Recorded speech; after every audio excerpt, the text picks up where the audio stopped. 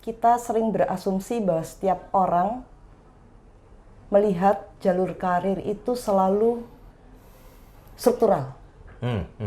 Naik jabatan. Ya. Kalau tidak naik jabatan berarti karir saya buruk. Stuck. Ya. Nah, padahal dimensi sekarang, dimensi dunia kerja sekarang, pilihan karir begitu banyak dan tidak melulu struktural. Setuju. Karena value kita bukan di jabatannya, Mas. Value kita di keahlian kita. Semakin ahli kita, value kita semakin lebih tinggi.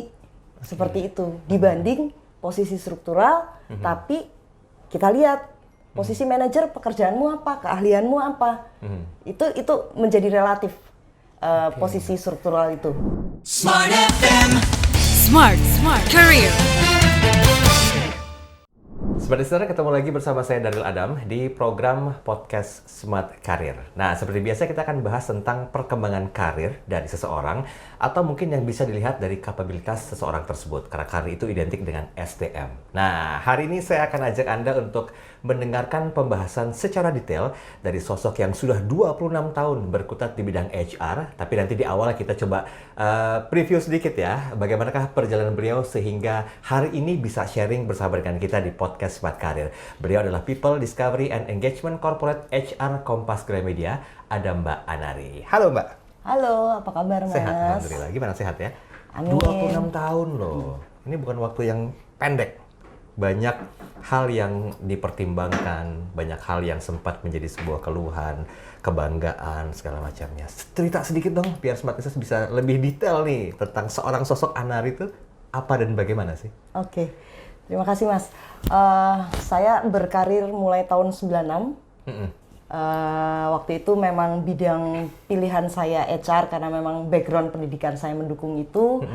Dan perjalanannya memang mulai dari karir sebagai generalis, ngerjain apa aja. Mungkin teman-teman juga sering ngalamin ya, di awal karirnya kita jadi generalis seperti itu. Lalu kemudian berkembang saya spesialis di rekrutmen. Lalu sampai hari ini saya mengelola di bidang discovery dan engagement. Itu lebih banyak di bidang assessment dan juga employer branding, rekrutmen. Kurang lebih seperti itu. Ini berarti dari satu titik ke titik lain itu saling berhubungan ya, Mbak Nari? Iya, saling berhubungan. Kenapa kok tertarik sih membidangi HR? Sebetulnya saya tertarik dengan manusianya. Human-nya. Oke. Apa yang menarik? Karena buat saya manusia itu penuh dengan misteri, Mas. Unik ya? Yes. Human is a unique thing. Yes, tidak ada yang exact pada saat kita bicara tentang manusia. Satu tambah satu belum tentu dua kalau sama manusia. Gitu. Tapi gini loh Mbak Nari, ini menarik nih. 1 + 1 belum tentu 2. Itu kan sebagai sebuah analogi aja ya, kiasannya aja. Nah, kalau orang yang berpikir fixed mindset, 1 + 1 ya 2. Tapi kalau orang yang berpikir growth mindset, 1 + 1 bisa 4, bisa 7, bisa 8. Itu kan berarti kan ada satu pergerakan menuju ke arah yang lebih baik. Jadi nggak stuck gitu. Betul. Hari ini kita bahas masalah karir stuck. Boleh. Saya tidak melihat adanya satu bentuk stuck di karirnya Mbak Nari. Baik, terus kalau grafik tuh kayaknya tuh wah nggak fluktuatif gitu loh, tetap stabil. Rahasianya apa sih? Oke. Kembali lagi ya Mas, kita bicara soal setiap orang itu unik. Pemahaman kita tentang stuck karir yang gitu-gitu aja buat setiap orang bisa jadi beda. Ada yang melihat membidangi satu bidang yang sama itu sebagai sebuah kemandekan. Ada yang melihat di posisi yang satu level itu aja terus itu dianggap stuck, nggak naik jabatan. Ada juga yang melihat pekerjaan yang itu sebagai stuck. Nah, dalam konteks saya, mungkin kalau dilihat dari perjalanan karir saya, ada tuh satu periode saya memegang jabatan yang sama cukup lama. Tapi menurut saya tidak stuck. Karena di dalam jabatan yang sama itu, saya merasa mengalami pertumbuhan dengan challenge yang saya hadapi. Variasi persoalan yang harus saya selesaikan di bidang itu. Jadi ini kembali lagi ke masing-masing orang yang dianggap karir gitu-gitu aja yang kayak apa. Berarti bisa dibilang persepsi tentang stuck itu setiap orang berbeda-beda. Yes. Ada batasan ideal nggak kira-kira? Secara waktu ya? Secara waktu, kalau buat saya tidak. Karena setiap orang, saya menyebutnya growth trajectory atau lintasan pertumbuhan. Setiap orang punya lintasan pertumbuhannya sendiri. Ada orang yang memang nggak kepingin promosi jabatan, Mas, karena dia happy sebagai profesional. Gitu, happy. Dan buat orang lain melihat, lu kok gitu-gitu aja, buat dia mungkin, itu sesuatu yang membuat dia senang, dan memang tidak membutuhkan yang lain. Dan menurut saya itu fine, karena setiap orang punya lintasan pertumbuhannya masing-masing. Oke.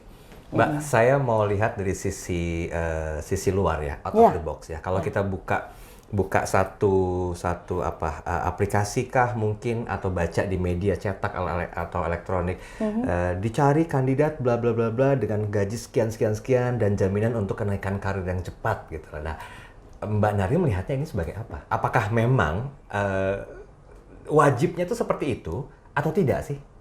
Career path ya, jalur karir ya. Kembali lagi, ini yang kadang-kadang kita sering berasumsi bahwa setiap orang melihat jalur karir itu selalu struktural. Naik jabatan. Kalau tidak naik jabatan berarti karir saya buruk. Stuck. Nah, padahal dimensi sekarang, dimensi dunia kerja sekarang, pilihan karir begitu banyak dan tidak melulu struktural. Setuju. Karena value kita bukan di jabatannya, Mas. Value kita di keahlian kita. Semakin ahli kita, value kita semakin lebih tinggi. Seperti itu. Dibanding posisi struktural, tapi kita lihat posisi manajer, pekerjaanmu apa, keahlianmu apa. Itu menjadi relatif posisi struktural itu. Baik. Kita kotakan dulu ya. Yes. Ini baru yang pertama nih, Smart. Sekarang saya coba fokus untuk bagaimana kalau seandainya seseorang people atau SDM itu betul-betul mengalami career stuck. Yuk kita tanya ya. Gimana nih Mbak Nari? Kok nggak gerak-gerak? Kayaknya kalau untuk menuju ke posisi atas kok nggak berani. Ya udahlah, saya di zona nyaman aja deh, sebagai ini aja deh di sini. Yang penting saya dapat gaji, dapat tunjangan misalnya, kemudian juga bisa cuti segala macam. Lu berarti stuck dong karir lu. Ya udah deh, biarin aja deh. Sebetulnya esensi dari career stuck itu, dari perspektifnya HR tuh, apakah identik dengan hal itu atau ada persepsi lainnya? Oke. Tadi aku sempat mention tentang growth trajectory, lintasan pertumbuhan. Ada dua yang harus dilihat, dari aspek organisasi dan tentu dari aspek SDM atau people-nya. Orang bisa bilang, aku gini-gini aja, nggak apa-apa. Tapi organisasi kan punya pandangan yang berbeda. Saya butuh orang yang berprogres. Nah, sebetulnya titik temunya itu justru di pertumbuhan kita selaras dengan pertumbuhan organisasi, Mas. Oke. Jadi kalau misalnya saya ingin bertumbuh ke arah sana, organisasinya juga selaras nggak? Memang menuju ke sana. Nah, kalau selaras itu lebih enak, Mas. Jadi makanya harus ada selalu conversation antara organisasi dan people-nya. Idealnya begitu ya? Idealnya begitu. Karena masing-masing orang itu ada saat-saat, Mas, ini orang bagus. Kontribusinya bagus, prestasinya bagus, senang belajar. Tapi mungkin sebagai karyawan quote-unquote, pekerja, kita tidak pernah lepas dengan persoalan pribadi kita.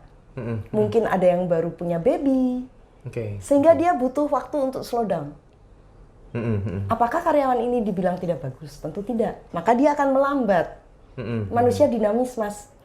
Nah, ini yang perlu selalu dikomunikasikan. Ada komunikasi dua arah antara organisasi dan people-nya. Ya, betul. Sehingga selalu bisa diselaraskan. Kamu udah lama lo di situ, ya kan? Apa yang kamu butuhkan untuk kamu bertumbuh? Ada komunikasi. Seharusnya ada komunikasi. Kami menyebutnya growth conversation, gitu. Growth conversation itu percakapan yang saling menumbuhkan antara pihak organisasi dengan people. Nah, ini seharusnya idealnya dilakukan secara rutin oleh pihak organisasi, bisa oleh atasan, bisa oleh orang yang membidangi bidang HR untuk terjadi komunikasi dua arah. Pertumbuhannya diselaraskan. Oke, berarti sekarang kalau pengertian dari kata career stack ini itu hanya bisa dilihat dari sisi lahirnya, dari orang luar ya, tidak melulu dari orang yang ada dalam sebuah organisasi ya Mbak? Tidak hanya dari pribadinya, tapi juga dari organisasinya. Dari pribadinya juga bisa Mas, karena dia tidak mendapat opportunity bertumbuh. Saya pengen berkembang, saya pengen akuisisi skill baru, saya pengen jajal bisnis sebagai orang HR, tapi nggak ada opportunity-nya, itu juga bisa stuck katanya. Kok gini-gini terus ya, variasi pekerjaanku, challenge-nya kurang, itu bisa sangat normal dirasakan seorang manusia ya, pekerja seperti itu. Tapi dari sisi organisasinya kan juga bisa lihat, ini orang udah di situ terus, kayaknya anteng-anteng aja, happy-happy aja, sementara organisasi butuh dia bertumbuh lebih. Itu juga bisa. Oh, berarti pertimbangannya juga banyak ya. Dari sisi organisasinya, kemudian dari sisi people-nya sendiri, dan yang ketiga ini dari sisi keadaan dari perusahaan ya sebetulnya ya. Kan nggak mungkin kan kalau memangnya secara finansial masih belum bisa bertumbuh, misalnya bagi perusahaan yang baru tiba-tiba, wah ini ada orang pinter nih, tapi nggak bisa, kita belum cukup infrastrukturnya, budgetnya segala macamnya. Oke, baik. Sekali. Mbak, kita harus ambil benang merah dari perbincangan singkat kita di podcast Karir kali ini. Apa yang mau jadi konklusi dari Mbak Nari tentang career stack sendiri? Silakan. Oke. Satu, komunikasi dua arah antara organisasi dengan people yang ada di organisasi supaya pertumbuhannya selaras. Yang kedua, dari sisi kita, manusianya, people-nya, pekerjanya, selalu sadari kebutuhan pertumbuhannya. Dan jangan takut untuk mencoba hal baru atau mengakuisisi hal baru sesuai tuntutan hari ini. Gitu. Untuk eksplorasi lah bahasanya. Jangan takut gagal, jangan takut mencoba, supaya ya tadi, sense of growth, pertumbuhannya tetap ada. Gitu. Itu sih Mas. Baik, kita bungkus podcast karir hari ini. Semoga menjadi satu pembelajaran buat Anda karena memang literasi dan juga edukasi yang disampaikan langsung oleh HR-nya. Nah, semoga Anda bisa terus bertumbuh. Jangan lupa untuk lakukan komunikasi yang memang dibutuhkan agar ada keseimbangan antara people dan juga HR serta kebutuhan dari perusahaan. Saya Daryl Adam, sampai jumpa.